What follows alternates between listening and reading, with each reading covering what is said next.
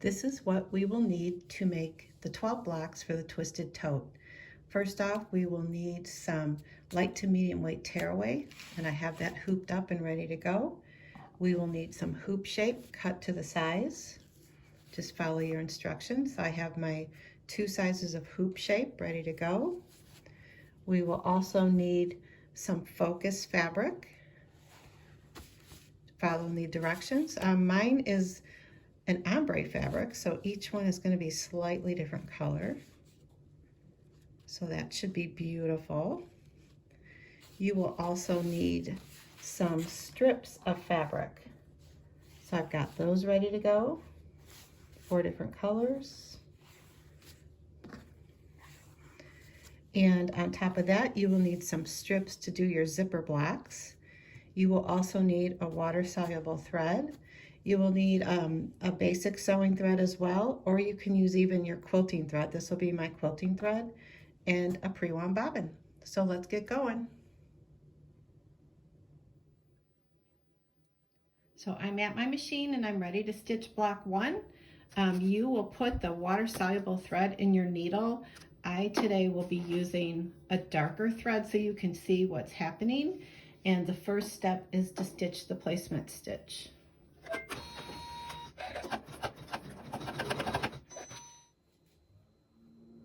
Here's my placement stitch for block A.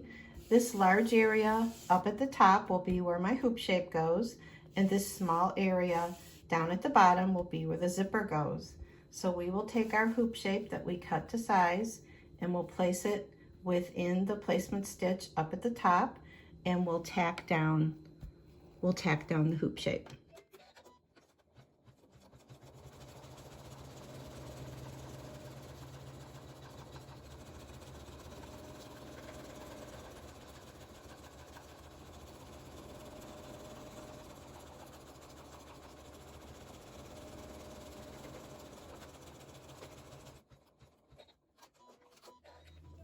So here you can see I have my hoop shape stitched down to my stabilizer.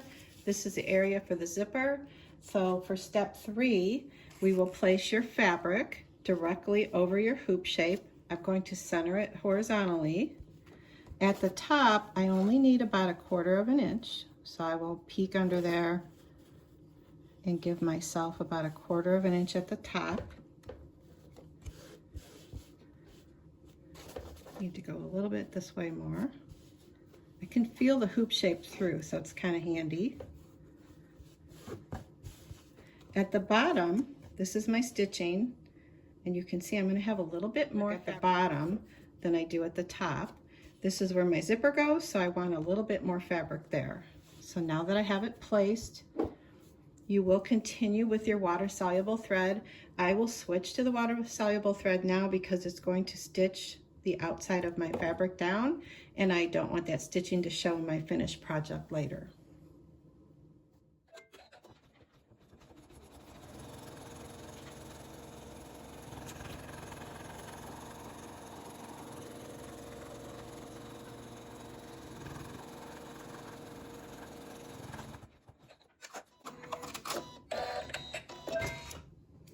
So this was step 3. Step 4 is to put my beautiful quilting thread in and stitch all the bubble quilting.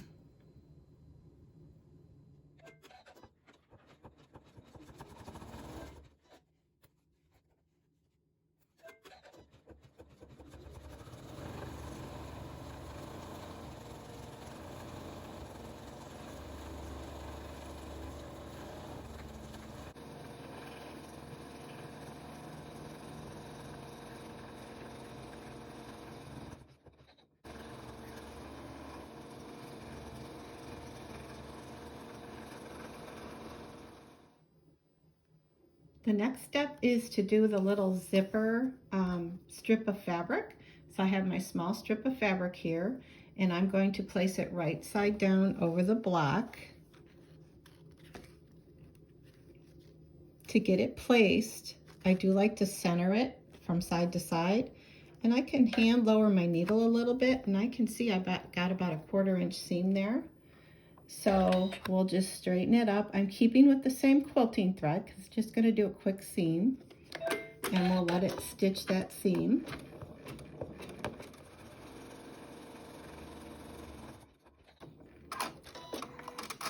And then the last step is to switch back to the water-soluble thread, and I will do that because this will be stitching on the outside of my block, and it's going to tack down this little piece of fabric.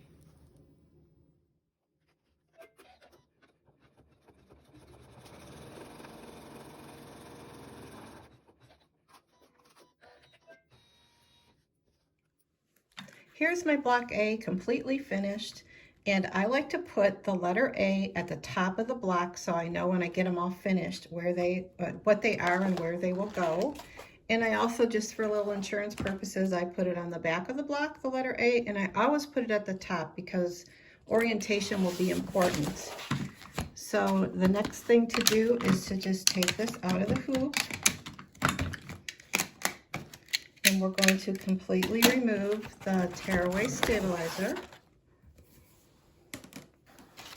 And I find the best way to do that is to turn it upside down, start tearing it, and when I get to this is the zipper part here, when I get to this part, I just put my fingernail on it so I don't tear the stitches. And I like to do these, on my hoop, these sides first. I like to leave a nice big piece because I can zigzag a couple of them together and reuse the stabilizer so I don't waste a lot of it. This is a nice big piece. So I'll just take it to the iron and I'll zigzag this cut edge to another leftover piece, and I'll have one to do another block. So this I'm just going to throw away. And now we're ready to trim it. So this is the zipper end of the block. This end, we're going to leave it alone. We're not going to worry about trimming it at all. The rest we're going to do 1/4 inch, and I find it easier to do it on the back because I can see, well, this is dark fabric. If your fabric is light, you'll have to see what kind of fabric you have to see which is the best way to trim it. Front or back makes no difference, whatever's easier. So these 3 sides will get 1/4 inch trim. Not a whole lot of waste. And then the end with the zipper, we're just going to leave that be. So this is ready to go, and we're ready to do block B.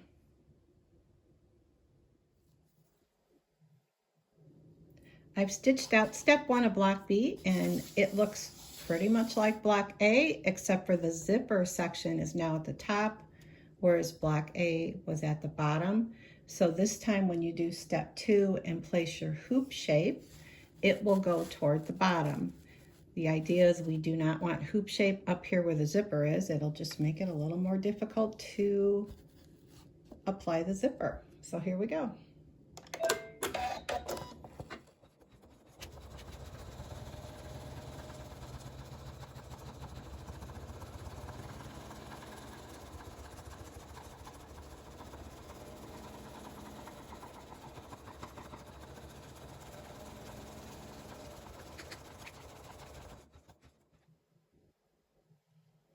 Step 3 is to place your fabric over the top of the hoop shape, and just like in block A, we're going to center our fabric horizontally, and vertically I'm going to have 1/4 inch at the bottom this time instead of the top. We want to have a little bit extra where that zipper section is. So I will just get this centered. I did go ahead and switch to my water-soluble thread because, again, I'm stitching on the outside of my block and I don't want that thread to show when I'm finished. So I have 1/4 inch down here. I've got about 1/2 inch or so more up here. And now I'm ready to stitch step 3.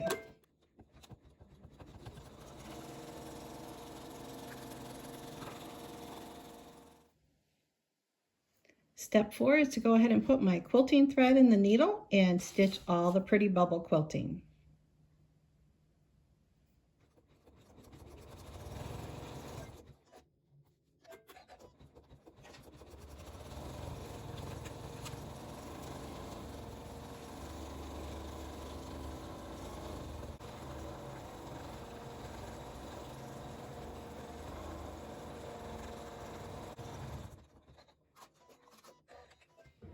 Step 5, just like on block A, block B has a little zipper piece of fabric that we attach up at the top. So we're going to place our fabric right sides together, centering it horizontally. And I like to lower my needle again to kind of see where my 1/4 inch seam is. And that's about where I will line up that fabric. And we'll let it stitch. I'm using the same threads I did for the quilting.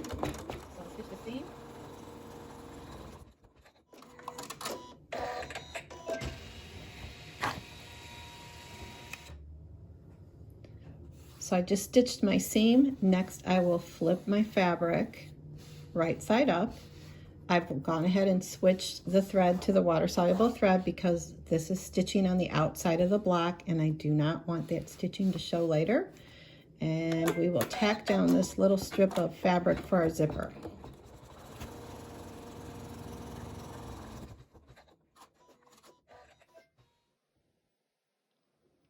Block B is completed, so I did again mark B on the front of my block as well as the back, and use your trusted marking method. I'm using a friction pen. This is my zipper section, so we'll go ahead and take it out of the hoop, and we're going to do the stabilizer and the trimming pretty much like block A. Support my stitches right here. This is the section that's for the zipper without the hoop shape on it. Save this nice big piece for my block C. And the rest will just tear off. Throw these away. And now to trim this, the zipper part, we want to leave all that fabric. We're not going to trim any of it. And I'm going to trim it from the back because I can see better where my stitching line is. I'm trimming it 1/4 inch from the hoop shape.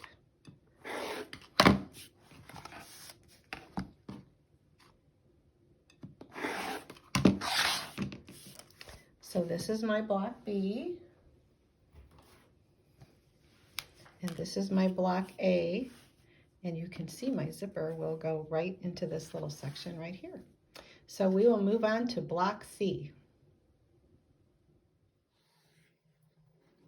Block C couldn't get any easier. I did hoop up my tearaway stabilizer. You can see up here where I zigzagged 2 pieces together, which was enough to get me enough stabilizer for this one. The first step was my placement stitch. I did use the water-soluble thread. The second step was to put my larger piece of hoop shape in there. You'll just refer to your directions for which one that is, and it will tack it down with a water-soluble thread. The third step is to place my fabric, and this time it'll just be completely centered, horizontally, vertically. There's no zipper section on block C, so we're just tacking this down and quilting it.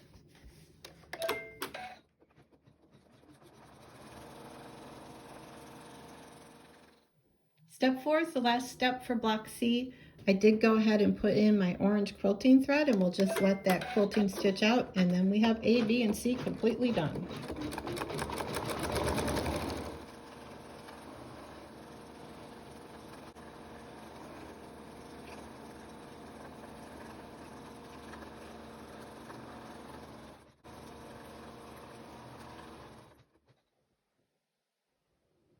So I've removed block C from the hoop. It's completely done. Again, I marked my C on the front as well as the back. Because I'm using ombre type fabric, I am going to mark where my top is just by a little X. So my shading works out well. And we will go ahead and tear away the stabilizer. And you can see I still have a nice big piece left that I'd stitched on before, so I'm going to save that. And this block has no zipper section to it, so all sides will be trimmed 1/4 inch from the basting stitch. So we'll do that real quick.